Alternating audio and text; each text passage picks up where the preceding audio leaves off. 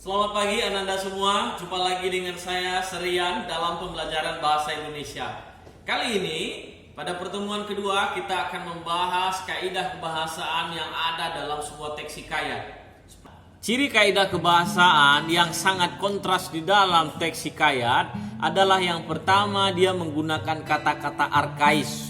Arkais itu artinya adalah kata-kata yang kuno, yang muncul pada zaman dahulu. Maka ketika kita berbicara arkais, maka kita masuk kepada istilah-istilah padanan kata yang biasa digunakan oleh orang-orang dahulu. Contohnya, ketika di dalam kerajaan ada namanya Ananda, ada namanya Paduka, ada namanya Raja, ada namanya Hulu Balang. Nah ini patih, nah ini yang kita sebut sebagai bentuk dari kata-kata arkais, yaitu kata-kata yang lama. Maka segala sesuatu yang berbicara tentang kata-kata lama itu adalah ciri dari hikayat. Dan ada di dalam kaidah kebahasaan teks hikayat itu sendiri kalau kita buka dan kupas. Yang selanjutnya adalah di dalam teks hikayat dia memiliki konjungsi. Seperti yang kita ketahui, konjungsi itu adalah sebuah partikel atau kata yang mana menghubungkan antar kata, antar frasa, antar kalimat. Maka dia sebagai konjungsi, yaitu kata hubung, kata sambung.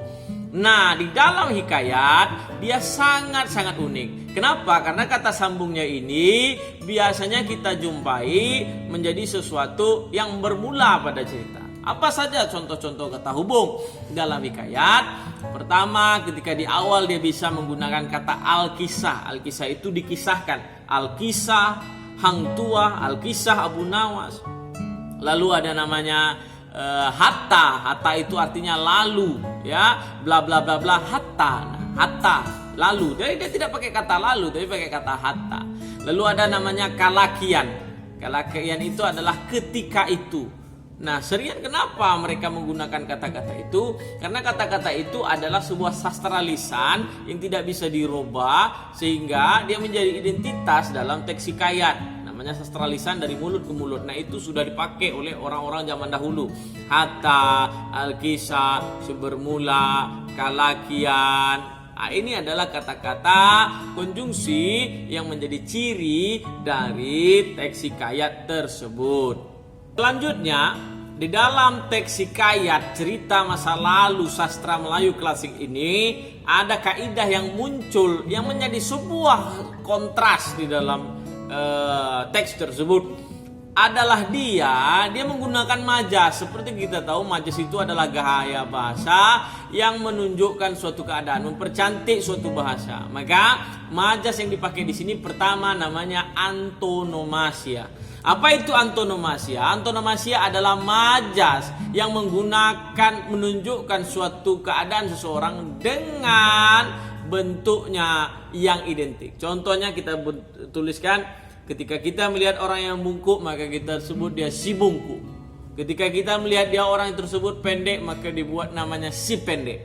Ketika dia tinggi, kita buat namanya si jangkung. Ya, ketika orang tersebut si pincang, disebutlah si pincang. Maka di dalam teks hikayat ada tokoh-tokoh yang dimunculkan dengan penggunaan panggilan seperti itu. Itu namanya antonomasia.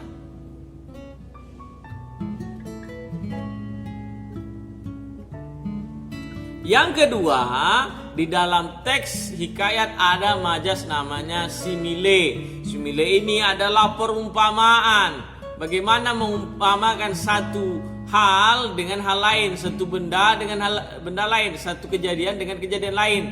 Maka dia biasa menggunakan ibarat, bak, laksana, bagaikan. Maka bisa kita katakan simile ini bisa katakan lagi namanya adalah perumpamaan. Bagaimana kita mengumpamakan sesuatu.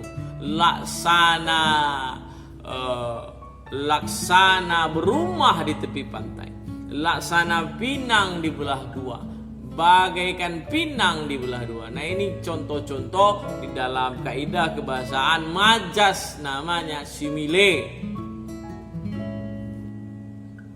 Majas berikutnya adalah majas hiperbola. Mungkin pernah mendengar hiperbola adalah majas yang melebih-lebihkan sesuatu. Nah, di dalam teks hikayat hiperbola juga kadang sering muncul sehingga membuat sebuah cerita hikayat seakan-akan dalam tanda kutip lebay, seakan-akan dalam tanda kutip ya sesuatu yang sangat-sangat mustahil dilakukan. Nah, ini kita sebut hiperbola, membesar-besarkan sesuatu keadaan, namanya hiperbola. Lalu berikutnya adalah majas, yaitu berupa membuat benda mati seolah-olah hidup. Nah, ini sering muncul di cerita-cerita binatang, keledai, atau kita sebut sebagai fabel. Nah, kenapa begitu? Maka kita sebut dia majasnya personifikasi. Personifikasi adalah majas yang membuat benda mati seolah-olah memiliki nyawa, seolah-olah memiliki kehidupan, bisa bergerak, bisa melakukan apa yang seperti manusia lakukan. Nah, itu namanya personifikasi. Daun menari-nari. Nah, ini kan daun kok bisa menari-nari. Nah, ini yang kita sebut sebagai majas personifikasi. Lantas unsur-unsur apa saja yang membangun hikayat dari dalam atau kita sebut unsur intrinsik?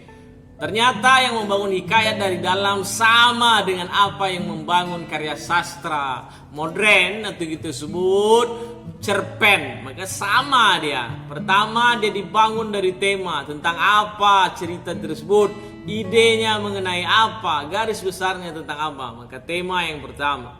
Lalu yang kedua, di dalam hikayat juga dibangun oleh namanya watak dan tokoh. Apa itu watak? Watak itu sikap yang melekat. Sementara tokoh adalah tokohnya. Apakah dia Abu Nawas, Pak Pandir, Pak Belalang, Hang Tuah. Nah, ini kita sebut sebagai tokoh.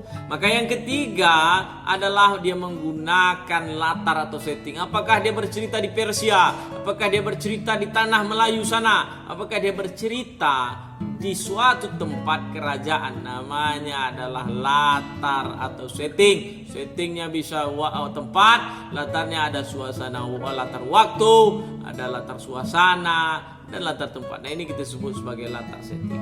Lalu yang keempat itu kita sebut sebagai alur, plot ceritanya. Menggunakan alur apa dia? Maju mundur atau campuran, atau dia hanya maju saja, atau dia hanya mundur saja ke belakang, berupa kilas balik saja, kilas balik. Nah, ini kita sebut unsur yang membangun yang keempat. Lalu yang kelima ada namanya pesan atau nilai moral yang bisa kita ambil di dalam teks tersebut. Nah, apa pesan-pesannya? Seperti pertemuan sebelumnya sudah ada nilai-nilai yang bisa kita ambil. Pendidikan kah, moral kah, agama kah, ya, sosial kah, budaya kah. Nah, ini yang bisa kita kaji lebih dalam. Lalu yang keenam ada namanya point of view, sudut pandang. Seperti yang kita ketahui, ketika saya menulis, maka saya akan menceritakan saya menceritakan saya selama itu. Makanya itu disebut sebagai orang pertama pelaku utama. Point of view-nya POV 1 pelaku utama, orang pertama pelaku utama.